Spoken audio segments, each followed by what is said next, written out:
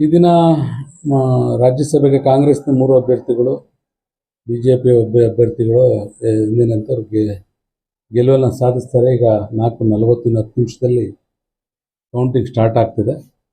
So ನಮ್ಮ 3 ಅಭ್ಯರ್ಥಿಗಳು ಅಜಯ್ ಮಕ್ಕನ್ ಅವರು, ಜಿ.ಸಿ. ಚಂದ್ರಶೇಖರ್ ಅವರು ಮತ್ತು ನಾಸಿರ್ ಅಹಮದ್ ಅವರು 3 ಜನನು ಖಂಡಿತವಾಗಿ ಗೆಲ್ತಾರೆ ಸರ್.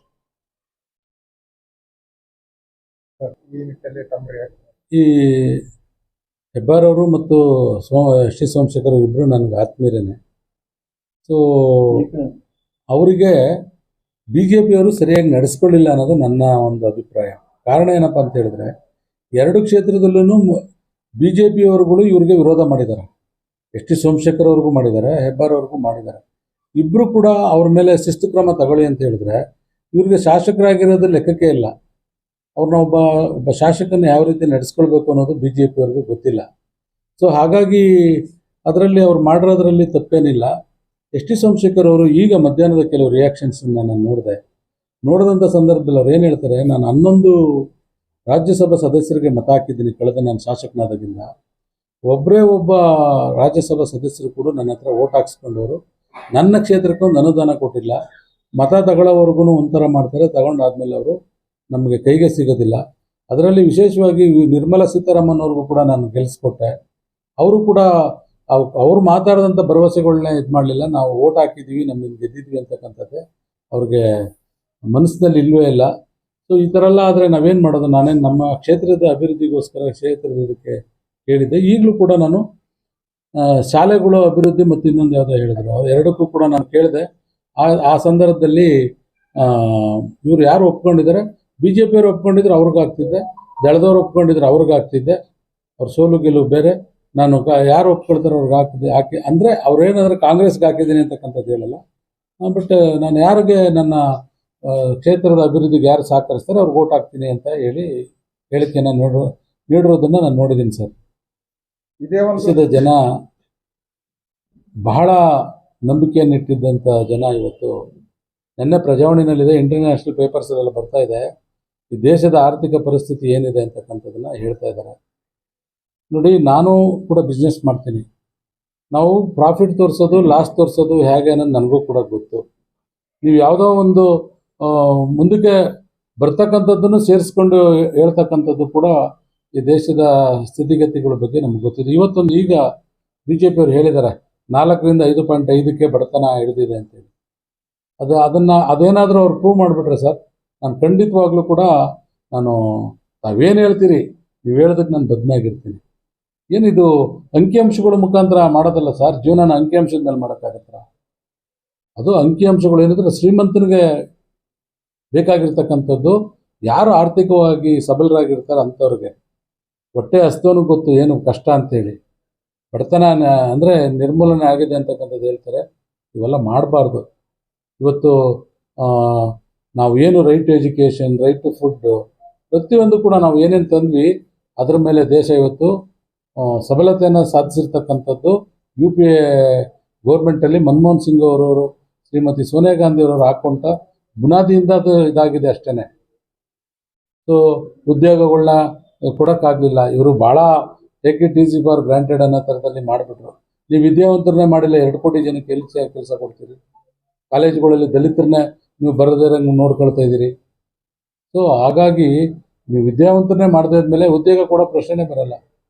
ಕೂಲಿ ನಾಲಿಗಳು ಭಿಕ್ಷೆ ಬೇಡ್ಕೊಂಡು ಬೇಡವರು ಇವತ್ತು ಈ ಥರ ಎಲ್ಲ ಬದುಕಬೇಕಾದಂಥ ಸ್ಥಿತಿನೇ ನಿರ್ಮಾಣ ಆಗ್ತದೆ.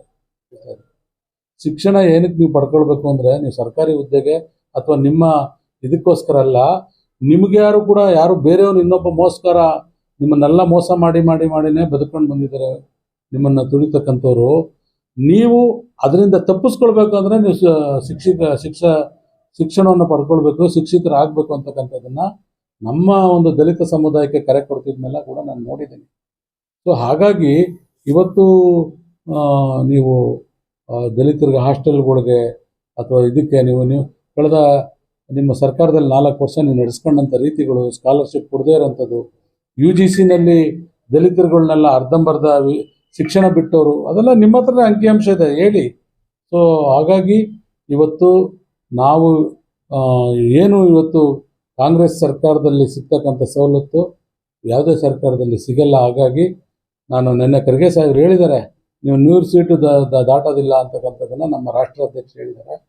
ಹಾಗಾಗಿ ನಾನು ಕೂಡ ಈ ವಿಚಾರದಲ್ಲಿ ಅದನ್ನು ಬೆಂಬಲಿಸ್ತೇನೆ. ಸುಮ್ಮನೆ ಮಾಧ್ಯಮಗಳಲ್ಲೆಲ್ಲ ಮತ್ತು ಅಂಕಿಅಂಶಗಳ ಮುಖಾಂತರ ಯಾವ ಜನನೂ ನಿಮ್ಮ ಪರವಾಗಿಲ್ಲ. ಮತ್ತು ಈಗ ನಾವು ಕಾಂಗ್ರೆಸ್ಸಲ್ಲಿ ಒಂದು LDM ಲೀಡರ್ಸ್ ಡೆವಲಪ್ಮೆಂಟ್ ಮೆಷಿನ್ ಅಂತ ಏನು ಮಾಡಿದ್ದೀವಿ, SC ST OBC ಮೈನಾರಿಟಿಗಳದ್ದು ಇದನ್ನು ಭಾಳ ನಾವು ಸ್ಟ್ರೆಂಥನ್ ಮಾಡ್ತಾ ಇದ್ದೀವಿ. ಮತ್ತು ಅದರ ಮುಖಾಂತರ ನಾವು ಮತ್ತೆ ಕಾಂಗ್ರೆಸ್ ಸರ್ಕಾರ ಇನ್ನು ಕೇವಲ 2-3 ತಿಂಗಳಲ್ಲಿ 90 ದಿವಸದಲ್ಲಿ ಕಾಂಗ್ರೆಸ್ ಸರ್ಕಾರ ಬರೋ ರೀತಿಯಲ್ಲಿ ನಾವು ಎಚ್ಚರಿಕೆ ವಹಿಸ್ತಾ ಇದ್ದೀವಿ. ಮತ್ತು ನಾವು ಯಾವ ಕೆಲಸ ಮಾಡಬೇಕು ಆ ರೀತಿ ಕೆಲಸ ಮಾಡ್ತಾ ಇದ್ದೀವಿ. ಉಪಮುಖ್ಯಮಂತ್ರಿಗಳು ಕರೆಗೆ ಹೋಗ್ಬಿಟ್ಟು ಎಲ್ಲ ಮತದಾನ ಮಾಡಿದ್ದಾರೆ. ಹೌದು ಸರ್, ಈ ಕ್ರೆಡಿಟ್ ಏನೇ ಇದ್ರೂ ಪಕ್ಷದ ಅಧ್ಯಕ್ಷರು ಮತ್ತು ರಾಜ್ಯದ ಮುಖ್ಯಮಂತ್ರಿಗಳು ಇಬ್ಬರು ಕೂಡ ಅವ್ರದ್ದೇ ಆದಂಥ ಒಂದು ನೋಡಿ. ಇವತ್ತು ನಾನು ಬೆಳಗ್ಗೆ TV ನೋಡ್ತಾ ಇದ್ದೆ, ಬೇರೆಯವರಾಗಿದ್ದರೆ ಹೇಗೆ ನಡ್ಕೊಳ್ತಿದ್ರು ಅಂತೇಳಿ. ಮೊನ್ನೆ DK ಶಿವಕುಮಾರ್ ಸಾಹೇಬರು ಅವರೇನೇ ಪೋಲಿಂಗ್ ಏಜೆಂಟ್ ಆಗಿ ಒಳಗಡೆ ಹೋಗಿದ್ದಾರೆ.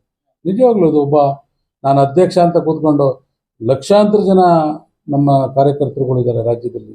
70 ಲಕ್ಷ ನಾವು ಸದಸ್ಯರು ಮಾಡಿದ್ದೀವಿ ಸರ್ DK ಶಿವಕುಮಾರ್ ಸಾಹೇಬ್ರ ಕಾಲದಲ್ಲಿ.